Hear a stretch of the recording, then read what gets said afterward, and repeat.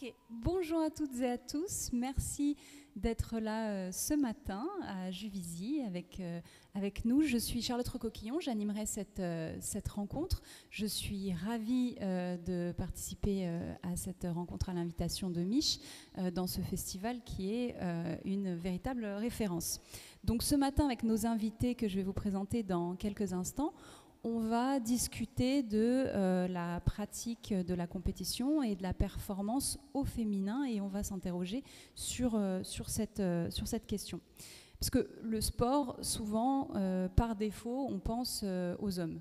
Et d'ailleurs, les terrains, les lieux sont considérés comme des espaces de socialisation pour les hommes, mais les femmes en sont souvent exclues, invisibilisées, et quand elles ne le sont pas, elles doivent continuer de se conformer à des normes de féminité et souvent quand on pratique le sport de haut niveau, quand on est une femme, on met en cause, on met en doute, on est critiqué justement pour s'éloigner finalement de ce qui est considéré être la féminité.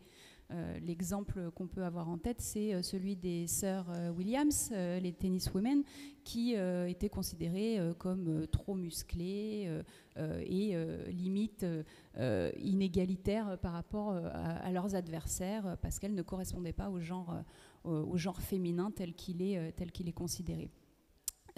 Donc les femmes, les sportives ont apparemment besoin d'être à la fois des femmes hyper sexualisées, continuer à correspondre à des critères et elles ne peuvent pas se préoccuper que de la performance ou que des résultats, contrairement aux hommes. Et c'est aussi peut-être parfois la question des médias bien sûr, mais aussi des sponsors, des fédérations, des clubs. Donc on pourra s'interroger aussi sur la professionnalisation et le rôle des structures. Donc tout ceci étant dit, est-ce que le sport féminin, ça existe? Est-ce que d'ajouter cet adjectif féminin à côté de sport, ça a du sens? Ou est-ce que c'est déjà un petit peu exclure les femmes du domaine commun et de l'universel que devrait être le sport? Et donc, pour en discuter, j'ai avec moi 4 invités pour l'instant et nous serons rejointes par une 5e et parmi un 6e dans quelques instants. Je vais vous les présenter. Donc, je suis accompagnée de Diana Gandega, qui est... vous pouvez l'applaudir. Ancienne basketteuse internationale pour l'équipe du Mali, qui a participé aux Jeux Olympiques à Pékin, qui est actuellement General Manager pour le comité du 95. Voilà, de basket, pour le comité de basket. À côté d'elle se trouve Salimata Silla, basketteuse également, qui a participé à de multiples championnats et qui est entrepreneuse dans le monde du basket et qui est notamment la créatrice du projet Baller. Bienvenue. À côté de moi se trouve Daland et Naomi du groupe Ladies Night, que vous pouvez applaudir. Naomi est venue spécialement de Londres pour participer à ce panel ce matin, donc voilà, on la remercie d'autant plus chaleureusement. Le groupe Ladies Night qui a été créé en 1988 par Tony Mascott et elles ont fait du double dutch, elles ont rappé, elles ont dansé, c'est un des premiers groupes féminins, elles ont performé et vous avez peut-être pu les voir aussi vendredi soir dans le festival Session de Style.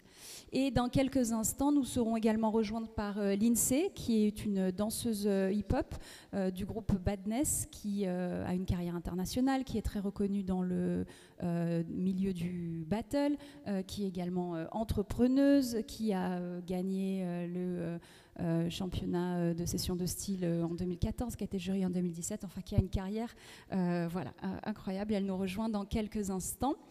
Et pour commencer, nous avons le privilège d'avoir la présence de Madame la maire de Juvisy qui va nous dire quelques mots. Merci beaucoup.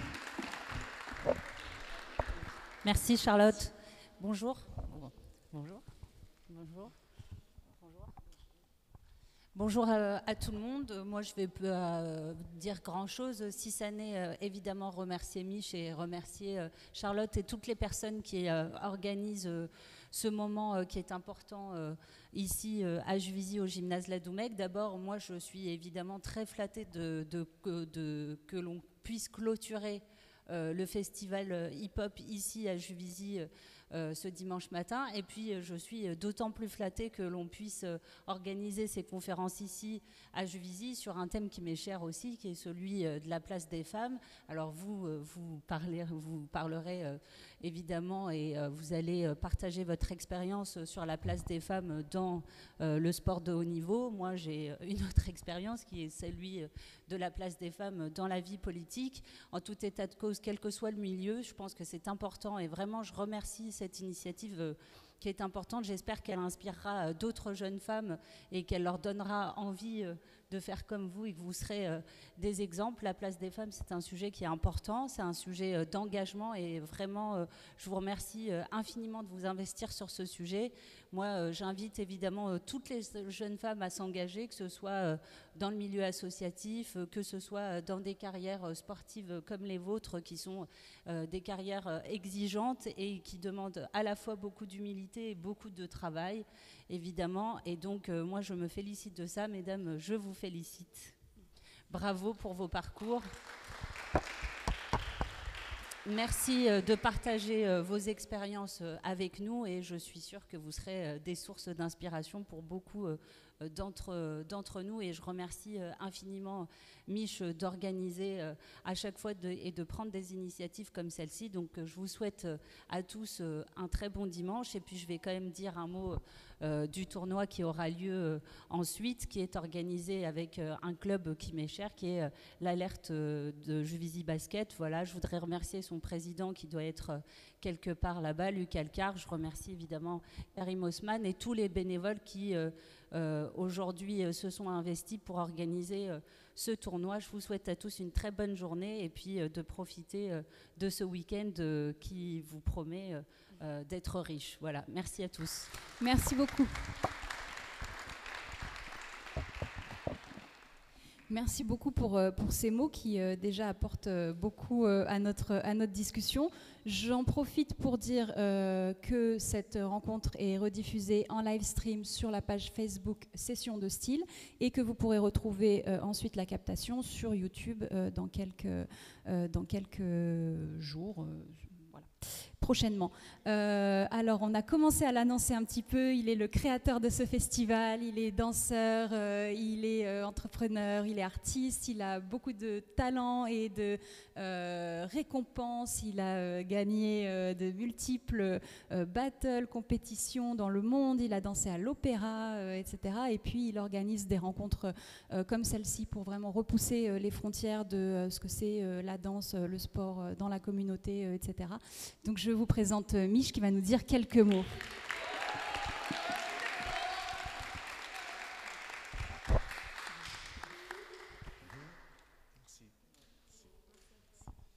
Bonjour tout le monde, je vais être très très court parce que Lamia elle a déjà dit pas mal de choses. Moi je suis très content de pouvoir participer à ce que j'appelle pour moi l'émulation de la femme dans la vie, dans notre vie, dans notre société.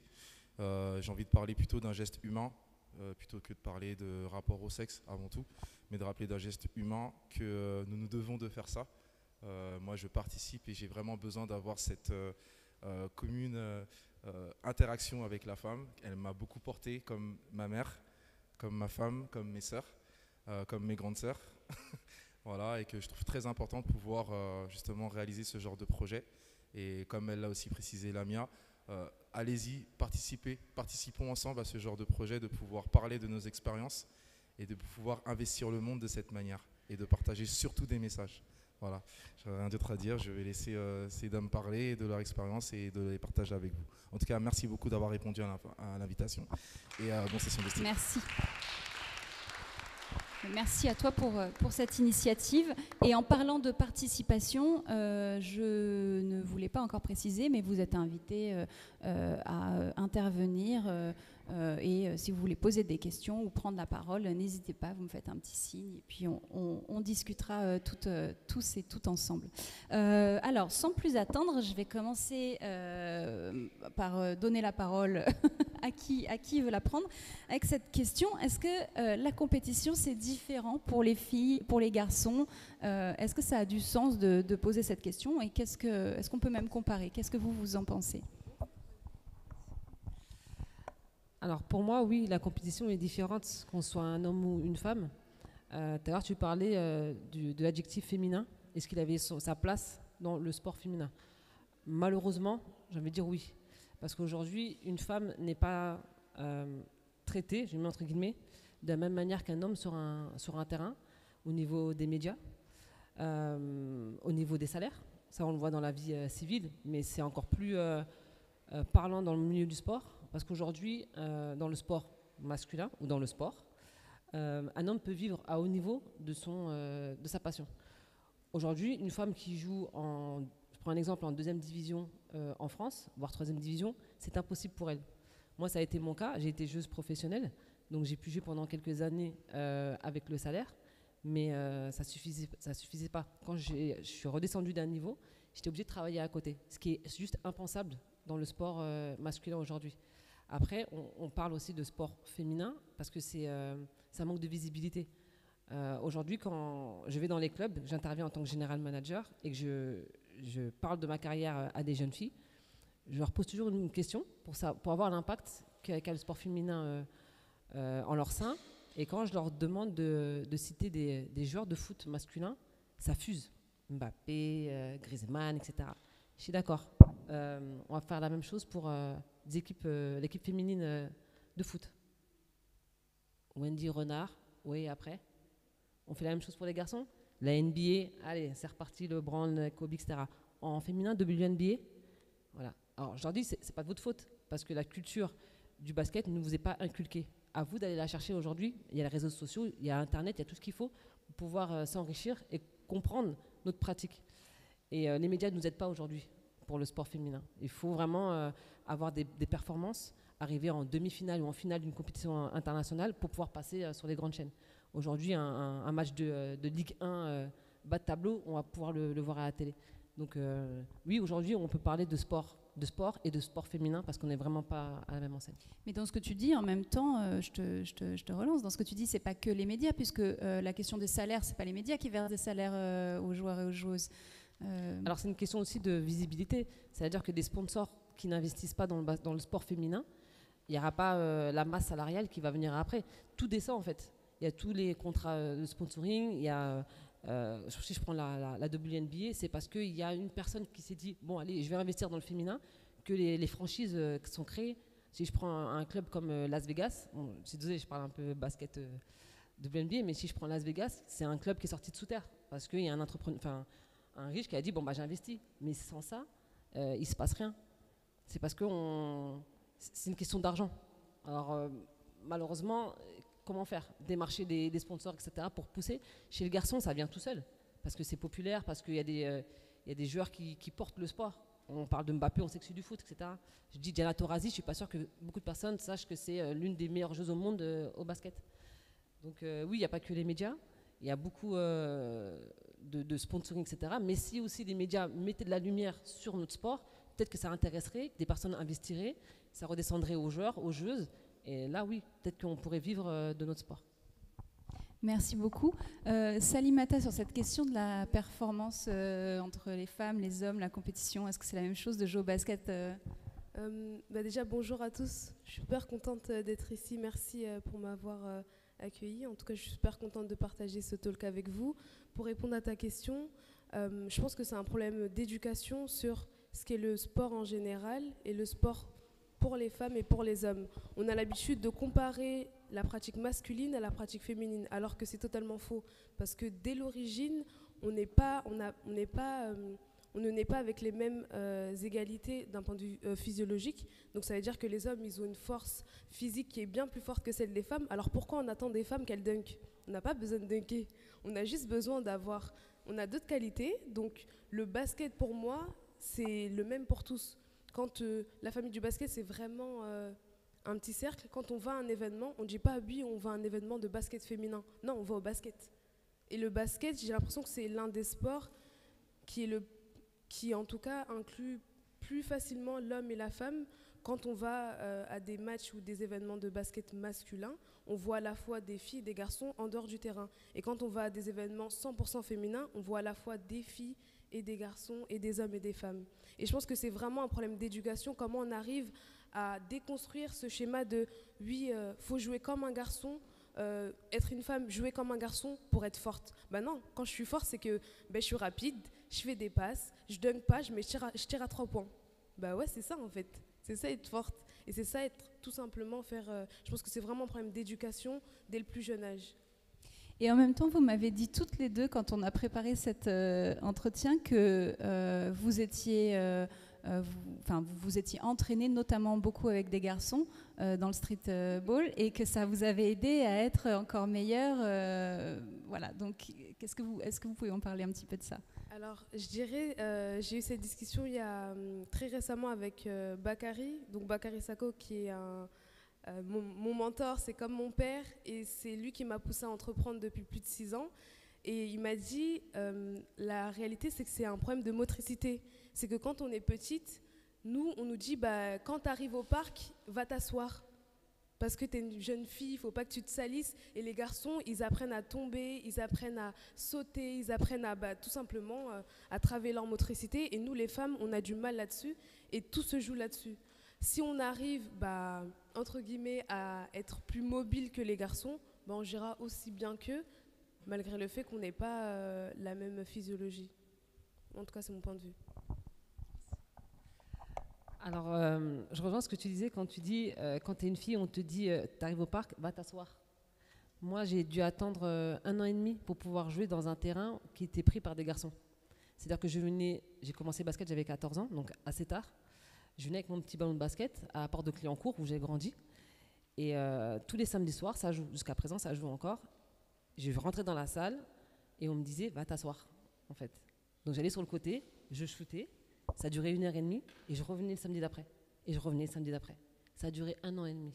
Au bout d'1 an et demi, il y a Henri Lembé, donc ça a été vraiment mon mentor, comme Bakary l'a été pour toi, qui m'a dit, mais toi, qu'est-ce que tu fais encore là, quoi ? Bon, vas-y, viens jouer. Et j'ai su que c'était maintenant ou jamais, en fait. On m'a donné ma chance, c'est maintenant ou jamais. Et je l'ai prise, je l'ai saisie. Et ce que je dis souvent à des jeunes filles, c'est que votre chance, on ne va jamais vous la donner, c'est à vous de la prendre. Et à partir de là, moi, ma carrière a commencé là. On m'a laissé jouer, j'ai prouvé que je pouvais jouer, que je savais jouer, que ce soit face à des garçons ou à des filles. Et oui, ça renforce de jouer contre les garçons parce que, comme tu l'as très bien dit, physiologiquement, on est différents. Donc, quand tu arrives à encaisser des coups chez les garçons, quand tu retournes dans le championnat féminin, c'est facile. Les coups, tu les sens même plus. Donc, tu progresses plus vite, tu montes plus vite. Et je suis passée de 14 ans, je touchais mon premier ballon, à 22 ans, les Jeux Olympiques. Donc, ça allait hyper vite.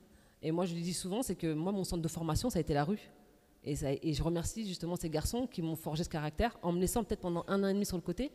Mais quand j'étais sur le terrain, j'étais une morte de faim. Parce que cette place-là, je ne voulais plus la perdre. Voilà. C'est hyper important ce que tu dis et ça renforce le privilège qu'on avait d'avoir Madame la maire aujourd'hui parce qu'il y a une vraie importance des politiques publiques, des pouvoirs publics et de l'attention aux infrastructures et aux moyens qui sont donnés pour justement encourager et partager les espaces et les infrastructures pour promouvoir les filles dans le sport aussi. Daland et Naomi, vous, la performance au féminin et la compétition, vous avez évolué dans un milieu assez masculin et machiste aussi.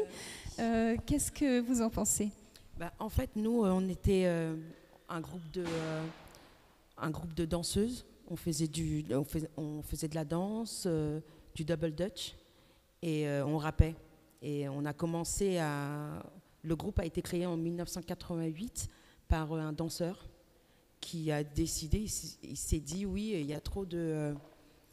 Le milieu hip-hop est trop masculin. Il s'est dit, je vais créer un groupe avec que des femmes. Et donc, quand on a commencé en 88, c'était pas évident parce que le milieu de la danse, c'était exclusivement, pratiquement que des mecs. Et quand on a commencé à danser, ils nous regardaient on va dire, d'un mauvais œil, parce qu'ils se sont dit, les filles dans le mouvement hip-hop, c'était surtout des faire-valoir, moi, et elles étaient avec des mecs, elles étaient là, elles faisaient pratiquement rien. Il y avait quand même quelques groupes qui existaient, mais elles n'avaient pas l'impact que les mecs avaient sur scène. Donc nous, quand on a commencé, on s'est dit, nous sommes des femmes, on ne va pas s'habiller comme des hommes quand on va monter sur scène. Nous sommes des femmes, donc on va s'habiller comme des femmes, sexy, pas vulgaire, mais on voulait vraiment faire la différence. Et quand on a commencé à rapper, ça a été encore pire, parce que quand on montait sur scène, les mecs, ils nous regardaient, on rappait, et ils étaient là, ouais, qu'est-ce que tu fais là? Retourne dans ta cuisine, t'as rien à faire sur scène, le rap c'est pour les mecs. Et nous, en fait, ça nous motivait encore plus, parce que ça nous mettait la rage, et on ne voulait pas lâcher. On s'est dit, il n'y a pas de raison. Ce que tu fais, nous, on peut le faire aussi. Et ça commence, on est resté pendant 4 ans. Le groupe a existé pendant 4-5 ans. Et on avait cette rage, en fait. On avait plus la rage, même, je dirais, que les mecs. Parce qu'eux, ils montaient sur scène facilement, comme ça. Les gens, ils appréciaient. Mais nous, il fallait qu'on soit doublement performante quand on était sur scène. Donc, on avait des chorégraphies. Quand on rappait, on avait nos chorégraphies. On essayait toujours d'avoir un décor, un truc en plus. Et voilà, quoi. Oui, vas-y, si tu veux continuer. Bonjour à tous. Moi, c'est Naomi. Comme elle l'a dit, Charlotte, dès le départ. Je suis venue de l'Angleterre hier soir pour assister à cette conférence. Oui, j'ai fait partie des Ladies Night. En fait, pour nous, c'est comme une famille. C'est vrai que le groupe n'existe plus, mais on est restés proches, on est comme des sœurs. C'est vrai, Daland a dit, ça a été très très difficile au départ de se faire affirmer, parce que on n'était que des filles. Mais ce qui a été fort, c'est qu'on était un clan très fermé, parce que c'est difficile de travailler aussi avec des femmes. En général, il y a de la jalousie, il n'y en a pas eu du tout dans notre groupe. Et on savait qu'en restant soudés, on faisait la force, quoi. Ça a perduré pendant un moment. Après, on est devenus des femmes. Et je pense que le fait d'avoir accouché et de suivre différentes... parce qu'en fait, le hip-hop, à l'époque, on y croyait, mais c'était pas aussi... je pense que les nouvelles générations, on a été une génération sacrifiée pour eux. Les nouvelles générations ont plus de chance que nous. C'était vraiment très, très difficile. Mais avec la persévérance, on a pu marquer l'époque, quoi. Oui, parce que du coup, dans ce que vous disiez, c'est intéressant, c'est qu'il y avait... Alors, on s'y attend, c'est pas très surprenant, des réactions sexistes de la part des hommes, etc. Mais en même temps, aussi, il y avait des rivalités entre filles, entre groupes de filles, et que vous avez à la fois développé, Daland, c'est ce que tu me disais en préparant, une sororité entre vous, une solidarité, ce qui d'ailleurs peut peut-être rejoindre dans les sports collectifs l'esprit d'équipe. Et en même temps, il y avait des rivalités avec les autres crews de filles qui étaient soutenues par des crews de garçons, enfin...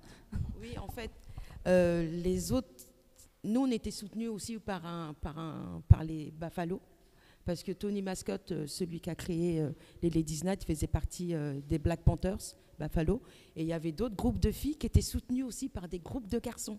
Donc, ils aimaient bien nous mettre un peu en concurrence. Oui, notre groupe de filles est mieux que votre groupe de filles. Et c'était, quand on était en boîte, il y avait en fait, on faisait des concours de danse entre filles, et les mecs, ils étaient là, ouais, allez-y et tout. Mais nous, ça nous dérangeait pas, parce qu'on aimait bien la performance, donc on le faisait parce qu'on aimait ça en même temps. Oui, et puis donc les femmes ne sont pas forcément toujours les meilleures alliées entre elles. Je crois, Diana, c'est toi qui me racontais une anecdote sur, justement sur ces questions de maternité. Comment pour les femmes se pose la question, surtout pour les femmes au haut niveau, en compétition, la question des projets de vie, des projets de maternité notamment, et qui sont parfois empêchés ou ralentis ou pas toujours, mais ça reste l'exception, donc par les sponsors, les clubs, les employeurs finalement, et qu'on ne trouve pas toujours du soutien auprès des autres femmes. Alors, j'ai 2 exemples qui s'opposent par rapport à la grossesse dans le sport. Je vais prendre celui de Valériane Ayayi, qui est une joueuse de l'équipe de France de basket, qui a été vice-championne olympique en étant enceinte à Tokyo. Donc elle a joué à 3-4 mois de grossesse. Mais ça a été vu avec le staff médical, avec la sélectionneuse, Valérie Garnier.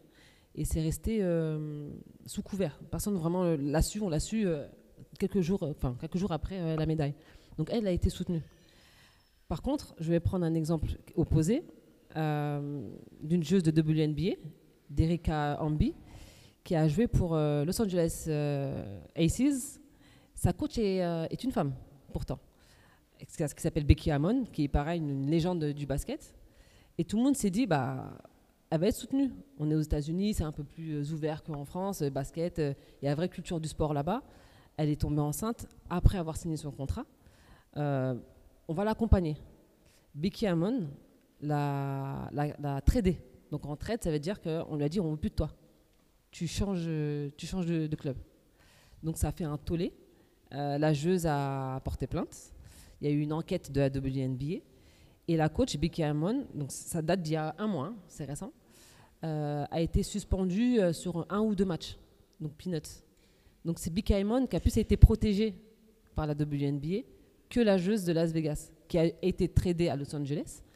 Mais elle a été isolée, clairement. Donc ça, on fait aussi le parallèle entre le sport masculin et féminin. Alors oui, nous, en tant que joueuses, on doit penser à ça. On doit penser à, OK, on a une carrière, mais nous, le temps, il tourne.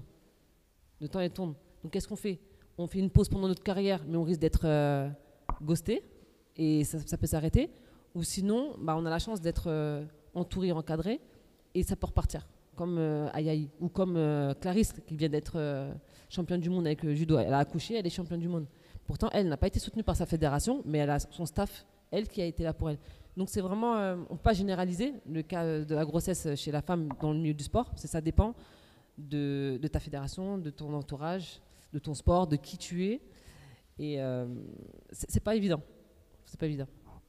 Sur cette question de comment on prévoit, on anticipe, on a envie, ou ça freine ou pas les projets personnels, est-ce que vous avez quelque chose Pour répondre à ta question, du coup, depuis le 8 janvier, moi, je suis exclue du championnat de basket parce que je porte des couvre-chefs homologués et tout simplement parce que je suis une musulmane visible. Donc, j'ai décidé de lancer ma propre ligue féminine le 11 mars qui vise à ouvrir les portes des gymnases dans différents départements juste pour qu'on puisse continuer à s'épanouir autour de la pratique du basket. Donc chaque mois, je me déplace dans un nouveau département et j'invite toutes les filles et toutes les femmes à venir juste pratiquer du basket et on prend du plaisir. J'y étais hier, je suis un peu malade justement parce que la journée a été longue, mais ça me fait plaisir de voir ce projet émerger. Et par rapport à la question que tu me posais sur cette rivalité qu'il y a entre les femmes, déjà on peut la voir pas uniquement dans le sport mais dans la vie en général.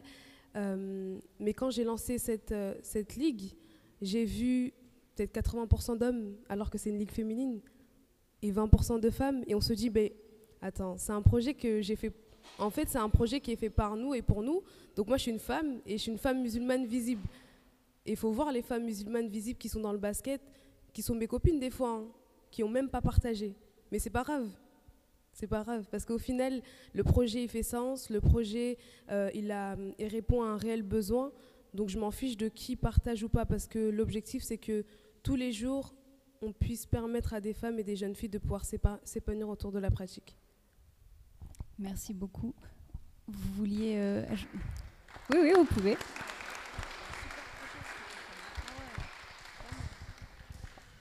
Non, c'est bon. Alors, je vais enchaîner sur cette question peut-être de la... C'est quoi les qualités d'une bonne compétitrice ou d'une performeuse, d'une sportive de haut niveau, selon vous?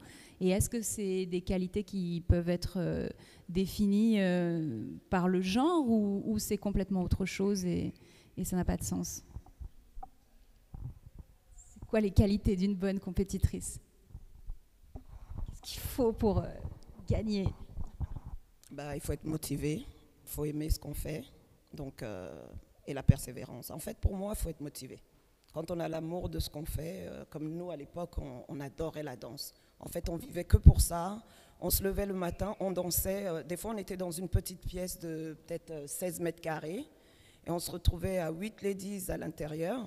Et on se réveillait, on avait des pas et chacune voulait absolument contribuer pour qu'on puisse faire avancer, qu'on puisse faire une chorégraphie à la fin de la journée. On était toutes maigres, on mangeait beaucoup, mais en fait, on n'avait pas de corps parce que du matin au soir, on dansait sans arrêt. La nuit, à 3 heures du matin, les filles, j'ai un pas. On se réveillait, on dansait. C'était ça. C'était vraiment... en fait, c'est marrant parce que quand on nous proposait une scène, on était toujours prêtes. Et les gens ne comprenaient pas à quel moment... on pouvait, par exemple, on faisait une chorégraphie aujourd'hui, le lendemain, il y avait une nouvelle chorégraphie qu'on avait inventée. Et des fois, en fait, notre imagination, c'est par exemple, on voit un bébé marcher, on se dit, il fait comme ça, pourquoi on ne rajouterait pas ceci? Et ça donnait un pas, en fait. Je pense que la qualité, c'est aimer ce qu'on fait et être motivé, la persévérance. Il faut vraiment, quand on aime quelque chose, il ne faut pas abandonner et se dire, j'y arriverai jamais. Nous, c'était... Des fois, je me retrouvais en boîte et la musique ne me plaisait pas. Dès que j'entendais une musique, on m'appelait la pile électrique d'ailleurs, parce que je me levais d'un coup et les mouvements arrivaient sans arrêt, quoi. Voilà. T'ouvrais les balles aussi. Ah oui. Et j'ouvrais les balles. Oui, pour vous, la question des qualités d'une compétitrice ou d'une performeuse? Tout comme elle a dit. Il faut aimer ce qu'on fait. Et il faut persévérer, mais pour être au top, il faut s'entraîner.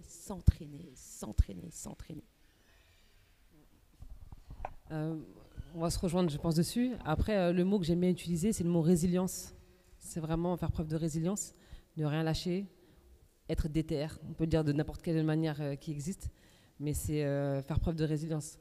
Maintenant, on peut revenir sur la compétition qu'il y a entre femmes.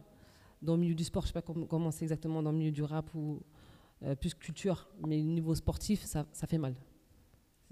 Ça fait mal. Donc voilà pourquoi je parle de résilience. Et moi, j'ai ma petite sœur qui est aussi joueuse professionnelle. Je lui disais toujours, considère que tu es un numéro. Ça veut dire que tu es un mouchoir. Alors c'est peut-être dur à comprendre, si tu vas le comprendre au fur et à mesure de ta carrière. Ça veut dire que quand tu viens dans un club, tu signes un contrat, tu es venu pour tes performances, on a signé la meneuse numéro 4 et fin de l'histoire. N'attends pas qu'on t'aime, qu'on te respecte, qu'on soit là pour toi ou autre. C'est un plus, en fait. En tout cas, dans le milieu du haut niveau.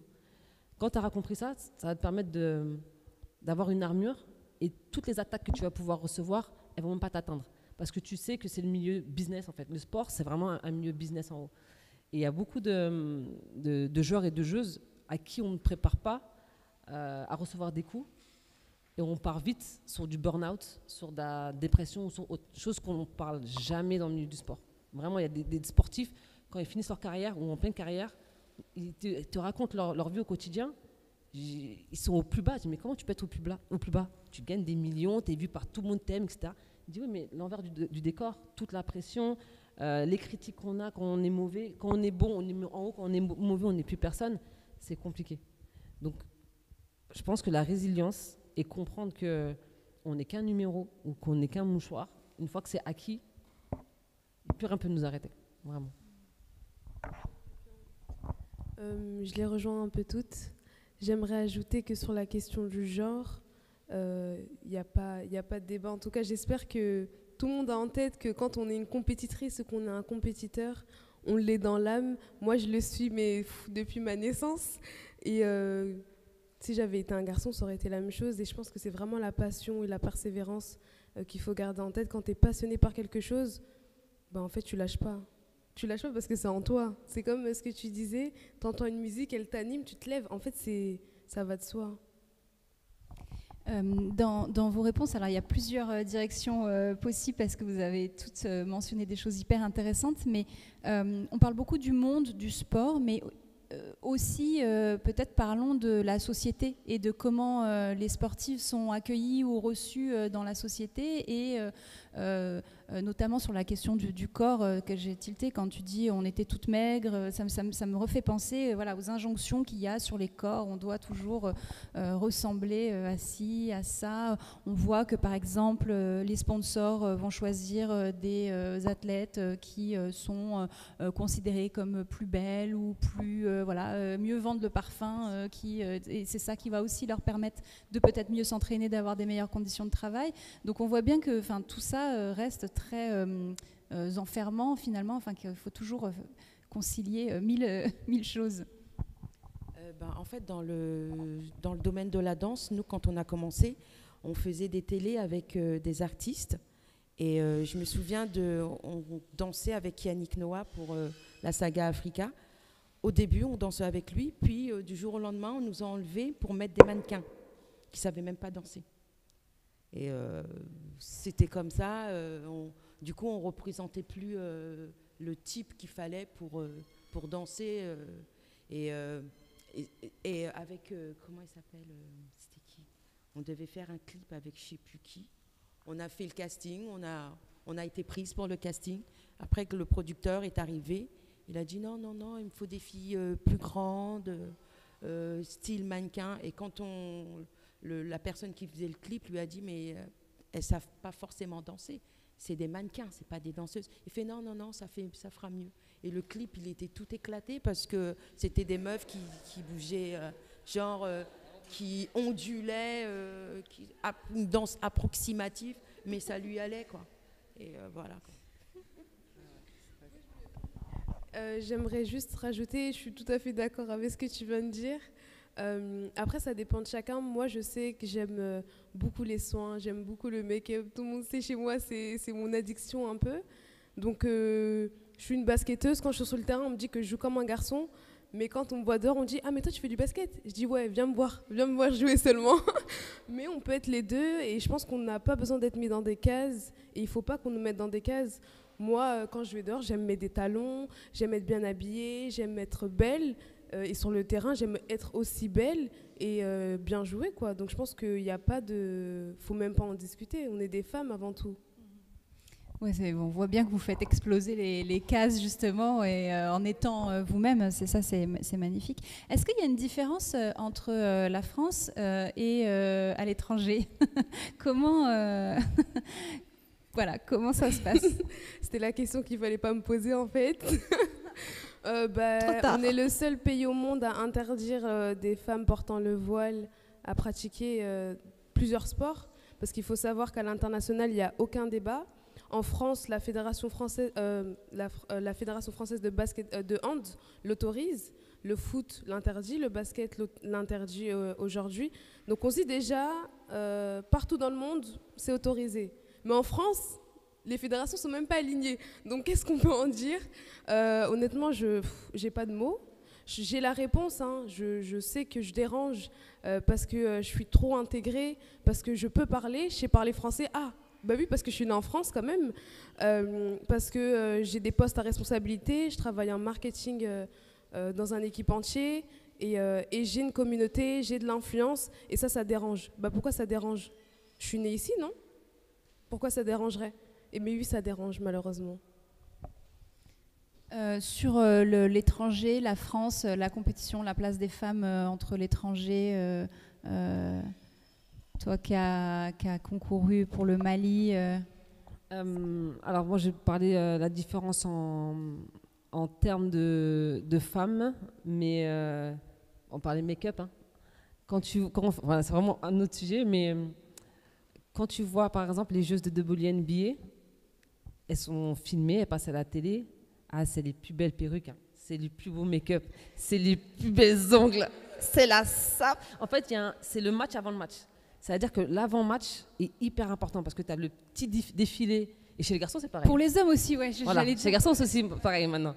C'est-à-dire que tu as le couloir d'avant-match et c'est comment ça, catwalk, ça, c'est tapis rouge. Limite, il faut mettre un tapis rouge. Mais ça fait partie de ce qui attire aussi. Et ce qui fait que cette joueuse-là, tu vas la suivre sur les réseaux. parce que ce n'est pas qu'une athlète. C'est aussi une femme qui est belle, qui le montre avant, pendant, après le match. En France, on n'a pas ça. Clairement, on l'a pas. On a quelques joueuses à droite, à gauche, mais on n'a pas non plus cette culture de mettre en avant sa féminité dans le sport. Je suis basketteuse, je fais mon basket, et j'ai deux choses différentes. Ça commence à changer, mais encore peu. Et c'est dommage, parce que c'est vrai que c'est dommage. Oui, non, parce que ça donne de la visibilité au sport à travers la féminité de la femme, ce qui est dommage. On devrait regarder le sport parce que c'est une basketteuse et qu'elle joue bien. Mais c'est vrai que ce côté féminin assumé et diffusé, bah, ça plaît en fait. Tu dis, ah ouais, mais elle est stylée. Parce que c'est vrai que quand tu vas sur le terrain, ouais, ça fait un peu masculin, musclé, etc. Mais quand tu la vois en dehors, tu dis, ah ouais, là, on peut être athlète et mannequin presque. Et ça fait plaisir aussi à voir. Oui, ça touche aussi à ce que tu me disais sur la question de la culture du sport. On a moins la culture du sport en général en France que ailleurs, notamment aux États-Unis, pour prendre cet exemple. D'ailleurs, Daland aussi, tu me disais, aux États-Unis, il y a des rappeuses de premier plan, Cardi B, etc. Et en France, non, les femmes restent quand même moins mises en avant, même quand elles existent et qu'elles font le taf. Oui, il y a des rappeuses ici, mais bon, on les voit à peine. Moi, si on me demande de citer le nom d'une rappeuse française, là, aujourd'hui, je vais parler de l'époque. Celles qui sont là aujourd'hui, je ne les connais pas, en fait. Parce qu'elles ne sont pas mises en avant. Il n'y a que des mecs, pratiquement. Là, si on me demande de citer des noms de rappeurs français actuels, je vais en citer une dizaine. Mais des femmes, non. Et comment on peut expliquer que est-ce que c'est moins spectaculaire de voir des femmes jouer ou danser, ou comment expliquer que le public ne s'empare pas autant, ne soit pas aussi féru de consommer parce que finalement c'est une histoire de consommation. Si on veut ensuite incorporer de l'argent, avoir des sponsors, des médias. On met moins d'argent sur les femmes que sur les hommes. C'est tout simple. Mais le public aime autant en fait. C'est juste une question de ce qu'on propose. Voilà, exactement, c'est ça. En basket aussi, c'est la même chose. Il suffirait de diffuser plus. Ça revient à ce que je disais peut-être au début, c'est une question de visibilité. En sport féminin, on est des invisibles. Clairement, on est des invisibles. Où il faut performer ou être exceptionnel pour qu'on sache qu'on existe. Moi, je prends l'exemple de Marine Johannes. Donc, c'est l'une des plus grandes joueuses de basket en France. Elle a un jeu flashy et masculin. Dès qu'elle est sortie dès qu'elle s'est fait connaître par rapport à son jeu, oui, tout le monde a commencé à regarder un peu plus ce basket féminin, à la suivre. Et je pense que chez les garçons, c'est pareil. Si on leur demande de citer une joueuse de basket, Marine Johannes va sortir dans le top 3 de sa manière de jouer. Maintenant, c'est manque de visibilité. Pour que ça change, les médias. D'accord. Il y a cette question des médias qui est très importante. Mais je pense qu'on n'éduque pas aussi les filles.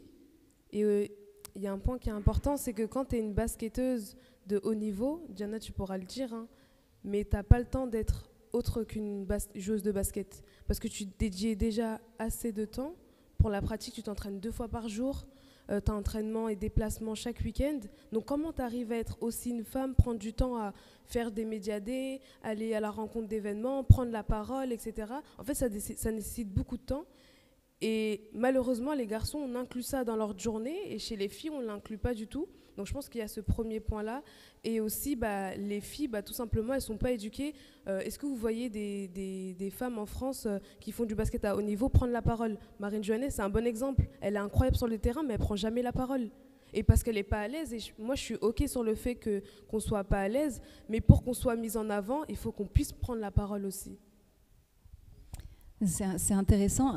Je vais relancer là-dessus. Juste si vous avez des questions ou des réactions, je vais commencer à les prendre. Sur ce point-là, est-ce que c'est légitime, ou pas, je fais un petit peu de provocation, mais légitime ou pas d'attendre autre chose des athlètes que leurs résultats? C'est-à-dire d'attendre qu'ils soient aussi partie prenante dans la société, qu'ils soient des avocates de leur discipline ou genre? Moi, je pense que c'est important, et l'exemple parfait, c'est LeBron James. il est plus qu'un athlète et c'est pour ça que c'est l'un des meilleurs joueurs aujourd'hui. Il n'est pas juste sur le terrain, il investit même en France et pas uniquement dans le basket. C'est-à-dire que si on a envie d'être quelqu'un, si on a envie de marquer l'histoire, on ne peut pas être juste un très bon joueur de basket. Michael Jordan, il est bien plus qu'un joueur de basket. On porte ses chaussures tous les jours. Donc, bonjour. Donc, ouais, pour moi, c'est important que toutes les femmes puissent être sur le terrain, mais aussi en dehors. Moi, en tout cas, c'est ce que j'essaie d'incarner au maximum, parce que avant d'être une joueuse de basket, ce que je dis, c'est que j'entreprends, j'organise des événements et je suis Sally avec un parcours. Et tout le monde a un parcours et il faut juste le raconter. Merci beaucoup. Vous vouliez réagir? Je vais prendre une question. Lindsay, bienvenue. Merci, désolée pour le retard. Je te laisse t'installer une seconde et je te redonne la parole après. Donc bonjour.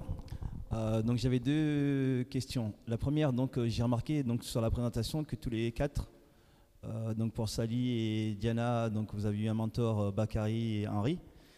Chez les filles, c'est aussi un garçon entre guillemets qui vous a mis le pied à l'étrier. Et donc du coup, ma question c'est est-ce que c'est systématiquement ça, les femmes entre guillemets qui explosent, que ce soit dans le sport, dans la culture hip-hop, etc. Que ça soit toujours un homme qui est à la base, à l'origine, et maintenant que vous avez fait votre parcours, est-ce que ce ne serait pas intéressant que vous le soyez aussi pour les générations futures? Et et la deuxième question, parce que vous avez parlé de Marine Johannes, on sait la polémique qu'il y a en ce moment. Donc pour résumer un peu, pour ceux qui ne sont pas du basket, on va peut-être l'exclure des championnats d'Europe, parce qu'il doit partir s'absenter 2 jours pour aller signer son contrat en WNBA. Donc du coup, je voulais savoir, parce que moi, je suis persuadé que ça a été le cas pour un des joueurs de l'équipe masculine. On leur autorisait à partir signer son contrat et revenir tranquillement. Et là, l'équipe de France va probablement, si ça reste le cas, se priver d'une de leurs meilleures joueuses pour les championnats d'Europe, voire pour les Jeux Olympiques, apparemment, de ce que j'entends. Et je trouve ça dommage de faire ça. Et pour la dernière, donc Sally, on a eu l'occasion de se voir à la journée qui était organisée pour la journée de la femme, la place de la femme et la place de la femme dans le sport et dans le basket à la Fédé, avec toute la polémique autour du voile. Donc moi, j'ai ma femme qui est juste à côté de moi, qui vient d'arriver, donc qui est basketteuse aussi, donc qui n'a pas pu finir la saison pour la même raison que toi. Et pareil, moi je trouve ça un peu dommage qu'on parle beaucoup du basket inclusif au sein de la fédération, et d'interdire à une certaine population de participer. Je vais exagérer du mot, juste pour un bout de tissu sur la tête, quoi. C'est pas ça qui définit la femme. Voilà. Et en tout cas, et pour terminer, moi je vous pousse, Diana, tu l'es déjà, Sally aussi, mais il faut beaucoup plus de femmes dans le sport en général, mais dans le basket en particulier. Présidente de club, à la fédération aussi, au comité. Nous, on a la chance, moi je fais partie du comité de l'Essonne, on a la parité dans notre comité directeur. Ça va être imposé lors des prochaines AG, parce que ce n'est pas le cas de tous les comités en France et aussi au sein des ligues. Mais en tout cas, voilà, moi je prône qu'il y ait plus de femmes dans les institutions et dans les clubs. Voilà. Merci beaucoup. Qui veut commencer? Vas-y. Du coup, merci pour ces mots. Sur le dernier point, autour de la pratique sportive pour les femmes qui portent le voile et qui portent des couvre-chefs homologués, bien évidemment, c'est de l'hypocrisie, parce que les fédérations, elles représentent le sport en France et elles ne font pas leur travail. Et dans leur charte, elles mettent inclusion, vivre ensemble, et c'est que des mensonges, parce que c'est beaucoup de politique, mais sur le terrain, comme je l'ai dit quelques minutes avant, ça dérange. Ça dérange en France et uniquement en France. Et sur la première question on a tous été poussés par des hommes, et ça, j'ai eu cette réflexion plusieurs fois. J'ai eu cette réflexion plusieurs fois, et c'est vrai, et je me suis dit que c'était grâce à des hommes en tout cas moi c'est grâce à Paul et Bakary, mes mentors, que j'ai pu entreprendre et que je suis là face à vous aujourd'hui et que j'arrive à inspirer d'autres femmes. Et ça c'est parce que nous, les femmes, enfin je pense que dans les générations précédentes, on n'a pas laissé la place aux femmes de prendre la parole, de pouvoir entreprendre à leur échelle. Aujourd'hui, vous êtes là et c'est parce qu'on vous a donné cette place-là et on nous l'a donné aussi, mais nous, on l'a, enfin, je sais pas, on nous a donné notre place plus facilement parce que vous avez fait ce premier chemin qui était plus dur. Donc aujourd'hui, on a beaucoup d'hommes qui poussent les femmes parce que c'est eux qui sont mis au devant des scènes. Et en tout cas, demain, j'espère que vous serez du coup celles qui seraient poussées par d'autres femmes. Et sur la deuxième question, je ne sais plus ce que tu avais dit, mais... Ah oui, bah franchement, on a tous vu. Honnêtement, la France, c'est, comme je l'ai dit, c'est de l'hypocrisie à l'état pur. Donc, qu'est-ce qu'on peut rajouter de plus que, bah voilà, encore une fois, bienvenue en France. Non, c'est vrai, quoi. C'est vrai. C'est vrai. Alors, je vais même pas répondre à toutes les questions parce qu'elle a répondu vraiment de la même manière. Après, le fait de ne pas avoir de femmes inspirantes pour nous, c'est vrai que c'est à nous maintenant de faire le travail d'inspiration et d'être des rôles modèles. Alors c'est vrai que pour le faire dans les clubs, aller avec des jeunes filles, échanger avec elles, parce que j'ai créé un programme qui s'appelle « À la rencontre des futures grandes » dans le 95. Et l'objectif, c'est de rencontrer des jeunes filles qui ont entre 11 et 18 ans, de leur parler du basket de haut niveau, du basket amateur aussi, des valeurs du sport, et aussi de toutes les dérives qui existent autour du sport. Et c'est quand ça s'est passé le mois dernier, je suis partie dans un club à Beaumont et il y a une petite fille qui est venue me voir à la fin avec sa maman, elle a pleuré dans mes bras et elle m'a dit, je ne savais pas que c'était possible, j'ai cru que j'allais pleurer avec elle. Et j'ai dit mais oui, c'est pas parce que tu joues dans ta campagne dans un club départemental que c'est pas possible. J'avais amené une championne du monde 3-3, il y avait moi, il y avait une internationale angolaise et il y avait un garçon qui avait joué aux États-Unis, un Malien aussi. Et je lui dis, tu vois, il y a 4 parcours différents devant toi. Il n'y en a pas un qui a fait un seul parcours fédéral avec centre de formation, le pôle espoir, l'INSEP. Alors, elle a fait les États-Unis, lui, il a fait le pôle, moi, j'ai fait la rue. Et regarde, tu as 4 internationaux devant toi. Donc oui, c'est possible. On a un rôle à jouer. Donc oui, on peut être plus qu'un athlète. Et LeBron James le dit très bien et il l'incarne d'une manière juste incroyable. Même si certaines personnes pensent que tu es un athlète, donc tais-toi et joue. Non, en fait. Parce qu'on a peut-être un impact que d'autres personnes n'auront pas. Et ça, en tant que sportif de haut niveau, qu'on le veuille ou non, on est des rôles modèles. De par notre carrière, de par notre réussite, de par nos médailles. Et ça serait égoïste de le garder que pour nous. Après, oui, juste comme Marine Johannes, qui est hyper timide, c'est son jeu qui parle pour elle. C'est le terrain qui parle pour elle. Mais des personnes qui peuvent s'exprimer de par leur réussite, il faut partager. Ça ne coûte rien, à part du temps. Et quand tu as des retours de jeunes qui te disent « Ah oui, c'est possible » en pleurant dans tes bras, tu dis oui, il faut partager. Et le sport de haut niveau, c'est aussi ça. C'est ce qui se passe sur les terrains et en dehors. Merci beaucoup. Est-ce que Lindsay, tu veux intervenir et nous partager un petit peu, toi, ton expérience aussi en tant que danseuse internationale de haut niveau, de compétition? Oui. Par où commencer? Déjà, bonjour à tous.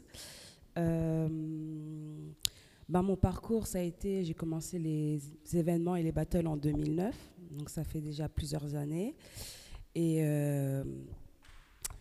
je continue depuis maintenant. Les battles, c'est mixte, par exemple. Oui, donc c'est une spécificité, c'est différent de la compétition en basketball où tu as une ligue féminine, une ligue masculine. Est-ce que ça change quelque chose quand on danse contre des garçons ou contre des filles, ou avec des filles ou avec des garçons d'ailleurs en équipe? Pour moi, ça n'a pas changé grand-chose. J'ai jamais eu, pour moi, hein, pour ma part, je parle pour ma part, j'ai jamais ressenti ce truc, les filles d'un côté, les garçons d'un côté. Donc c'est ce qui est vraiment cool pour moi dans mon parcours. Je me suis jamais sentie aussi exclue.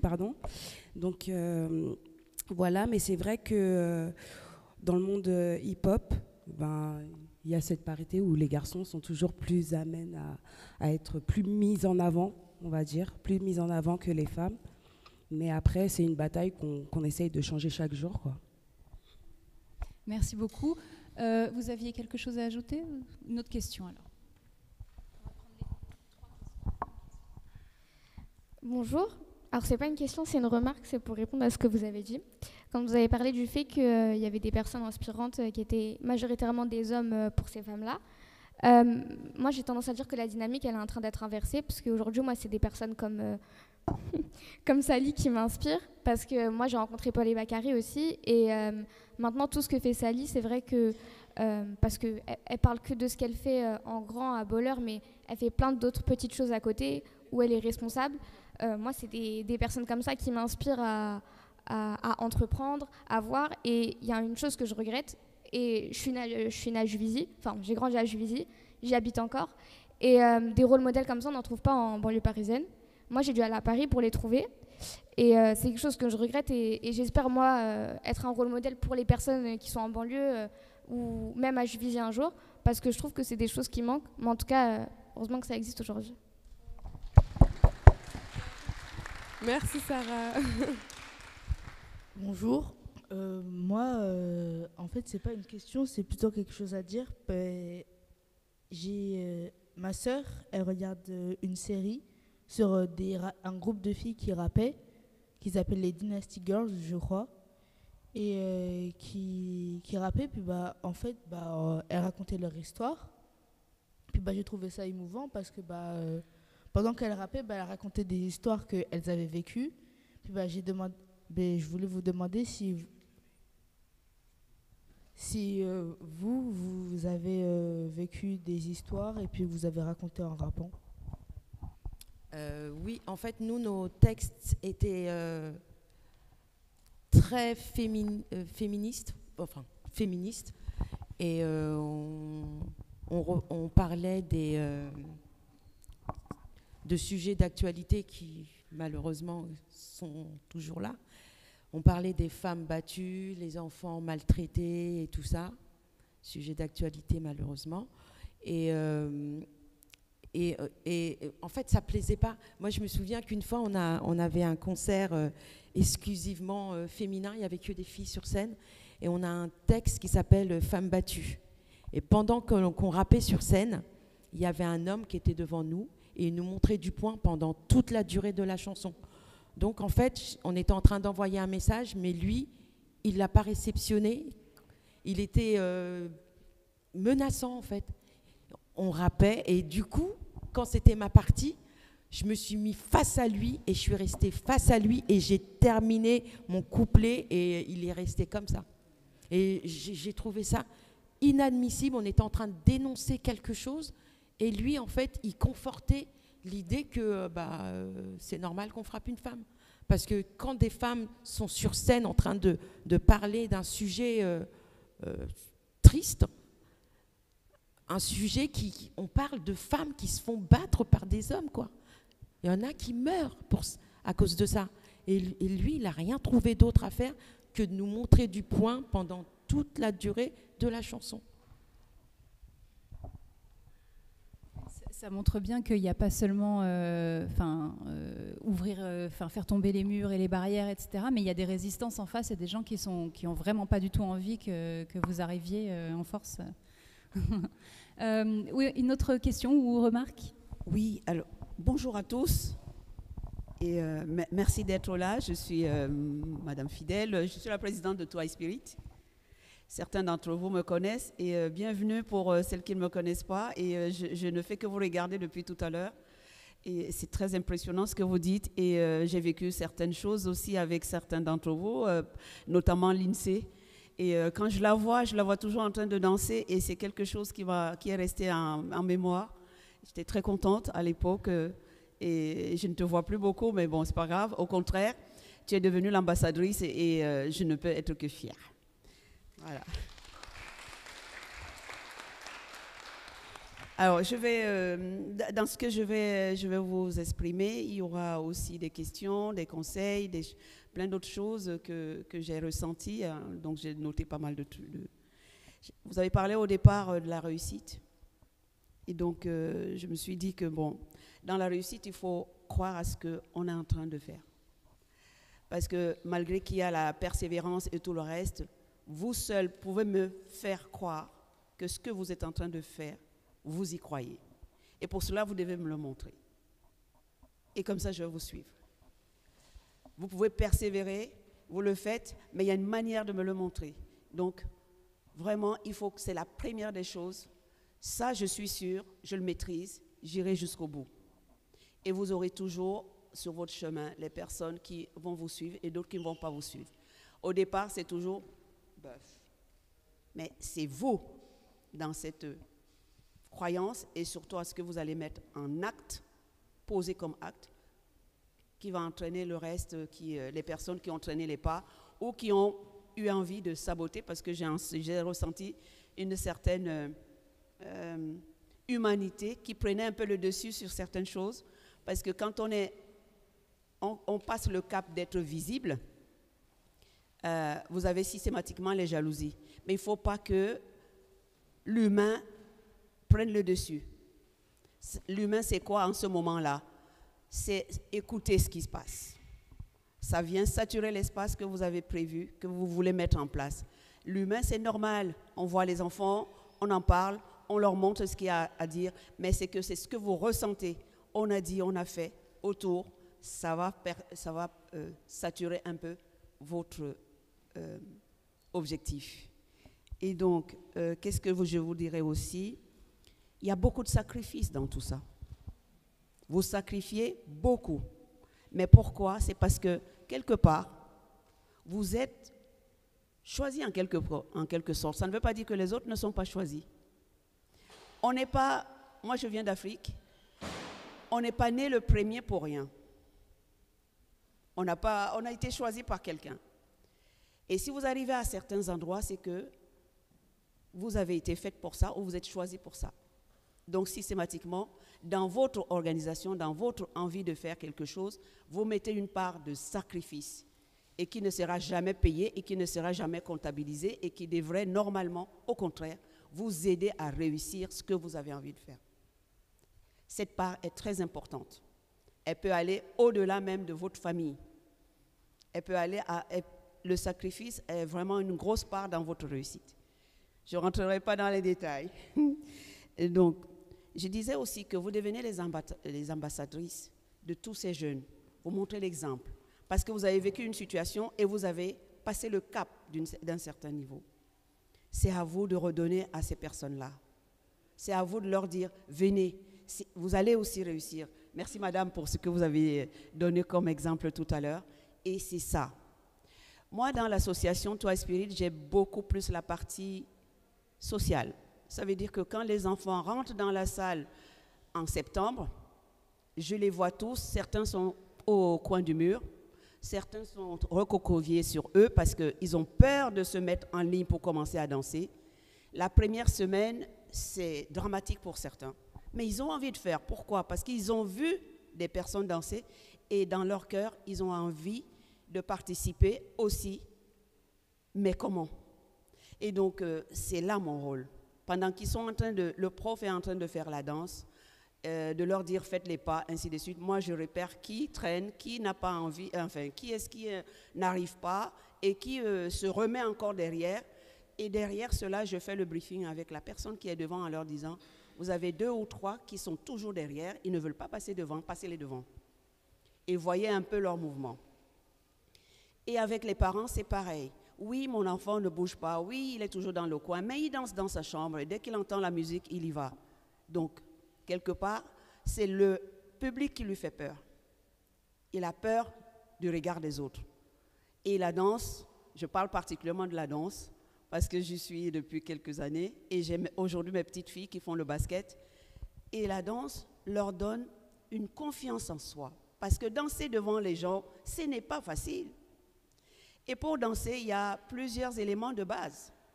Il faut avoir le son. Il faut enregistrer le son de la musique. Il faut comprendre ce que la musique est en train de vous envoyer, qu'elle vous transperce, et là, elle vous fait décoller. Systématiquement. Quand je vois les DJ qui sont sur session de style, qui balancent les sons, et vous voyez comment tous les enfants, ils sont comme les asticots en fait, ça veut dire que le son est bon. Le son est bon systématiquement. Et donc ça, c'est un plus dans tous ces événements-là. Qu'est-ce que je vais vous rajouter encore? La couverture médiatique, c'est vous qui devez la faire. C'est vous qui devez la faire. Parce que si vous attendez que la radio va vous appeler, On a encore 10 ans plus tard. Et en 10 ans plus tard, on n'aura plus la même énergie aujourd'hui. Vous êtes déjà 5 ou 6 là. C'est vous qui devez former cette boule pour la lancer. Il faut ouvrir ces portes. Si vous ne les ouvrez pas, personne ne les ouvrira pour vous. Il faut donner les possibilités. Il faut que vous vous donnez les possibilités, les moyens pour pouvoir ouvrir ces portes. Que vous soyez, que madame qui porte le foulard ou pas. Et ça n'a rien à voir son foulard. Ça ne lui enlève en rien la motivation, la connaissance, l'envie de faire que certains ne portent pas le foulard, ne veulent pas faire et ne peuvent pas faire. Et donc, au contraire, c'est à vous de le faire. Qu'est-ce que je vous dirais encore? Je sais aussi qu'en France, on ne vous a pas préparé, on ne prépare jamais les jeunes ou même les grands à passer le cap d'être une étoile en fait. Quand je dis une étoile, devenir star. Cette passation est assez forte. Elle a vraiment beaucoup d'avantages et d'inconvénients. Si vous n'êtes pas dans un milieu où vous êtes mieux accompagné, où vous avez des matelas autour, je peux parler de la famille pour ceux qui ont la famille, ou des bons contacts, parce que dans tout ça, quand vous devez passer de l'ombre à l'étoile, vous avez plutôt les opportunistes autour et vous allez tomber très très vite. Donc, mieux choisir les acteurs autour de vous. Et c'est ça qui vous fait tomber parce qu'en fait, dans l'esprit, on ne vous donne pas les bons conseils et vous ne voyez plus devant. Vous avez une seule chose à faire, c'est de mettre en pratique ce que vous avez envie, votre projet. Le reste du travail, déléguez-le. Et vous foncez. Vous ne pouvez pas tout faire à partir de cet instant. On ne vous a pas préparé à ça. Et donc voilà, quelque part.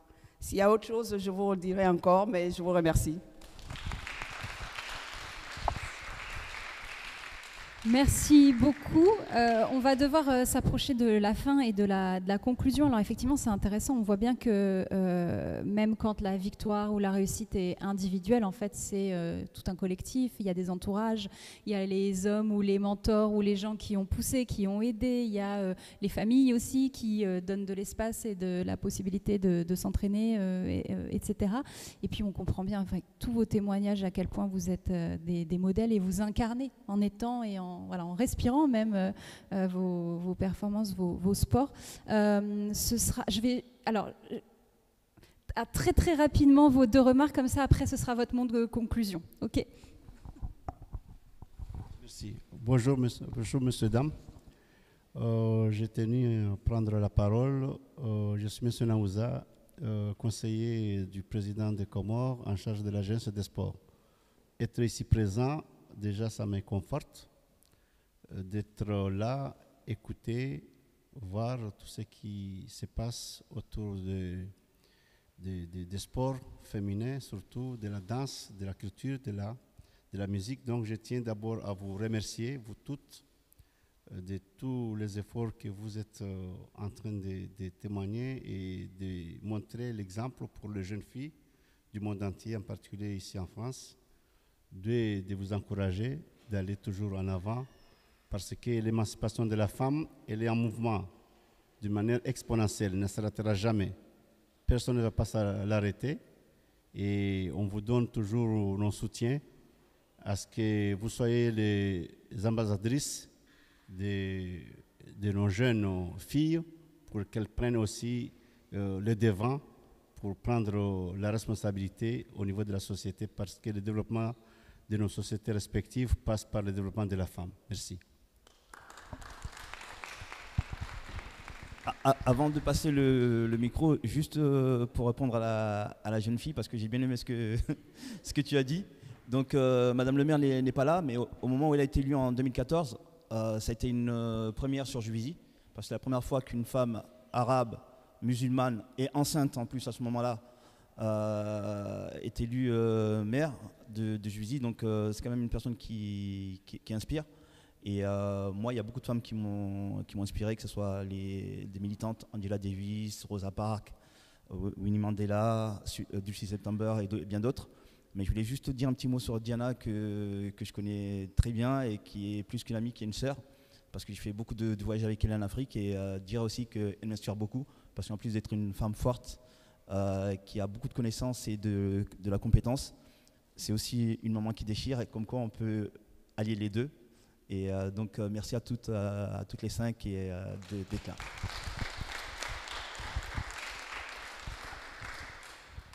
Pas de panique, ce sera court. C'est un petit mot un peu de conclusion que j'ai remarqué.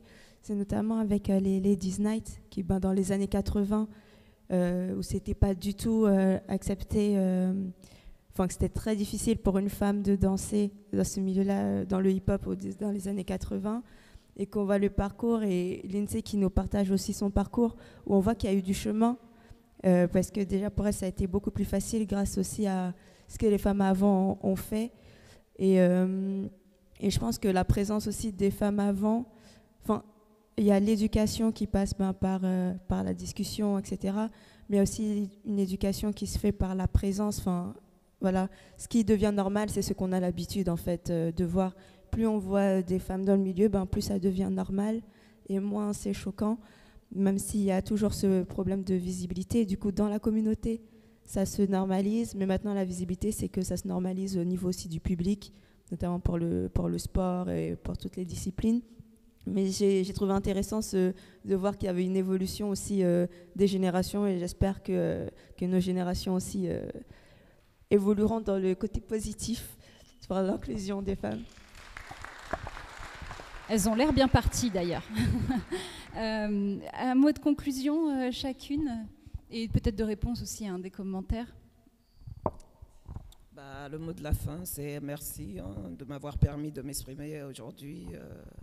Et faut s'affirmer, il faut rester soi-même, et comme disait notre maman, croire en soi. Beaucoup. Voilà, merci. Moi, je dirais juste merci pour l'accueil. Et je pars en tant que Ladies Night. Ce serait pour ceux qui n'ont pas vu la série NTM, qui est sur Netflix. Il y a un épisode où il y a les Ladies Night. Et là, vous verrez, en plus, on est sur scène dans cet épisode-là, et on voit la réaction des mecs dans le public. Voilà. Et le rôle est joué par nos filles. Oh, oui, oui,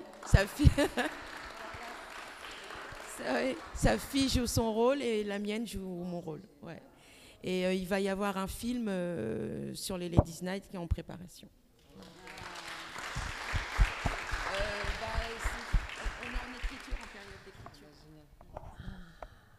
On parlait de transmission, voilà, le meilleur exemple. Je pense qu'on ne peut pas faire mieux que ça.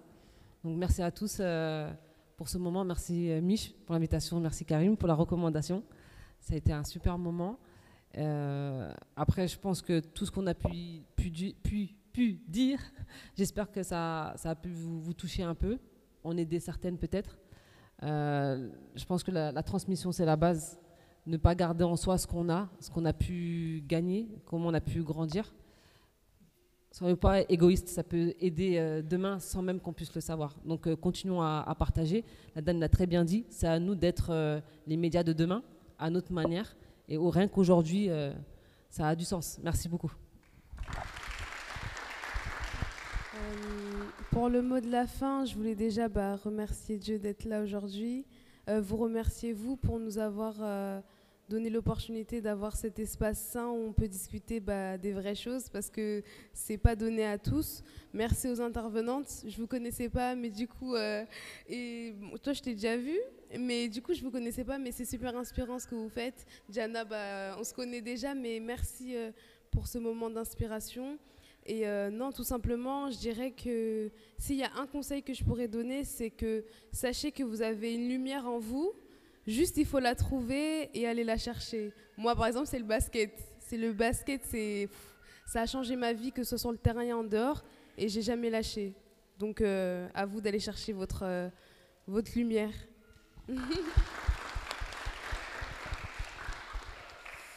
Alors, tout d'abord, même si je ne suis pas restée longtemps, déjà, merci d'être là, juste d'être là, présent à à ce débat. Et juste vous dire de pareillement vraiment continuer à kiffer, à aimer ce que vous faites, ne lâchez pas. Et comme a dit la maman de Mich, il faut persévérer dans la vie. Vous allez trouver des gens qui voudront vous bloquer. Même vous-même, des fois, vous allez vous sentir, il y a des moments où vous serez un peu dans le down, comme on dit. Persévérer, pousser, juste pousser, et voilà. Merci beaucoup à toutes les intervenantes, à l'organisation, aux équipes techniques, aux bénévoles qui rendent ce genre d'initiative et ce festival possible. Tout à l'heure, vous avez un tournoi de basket dans ce gymnase. Là, vous avez juste à traverser le couloir. Et puis voilà, maintenant on sait que c'est possible. Et merci à vous toutes et à l'année prochaine pour la prochaine édition de Session de Style. Bonne journée. Merci.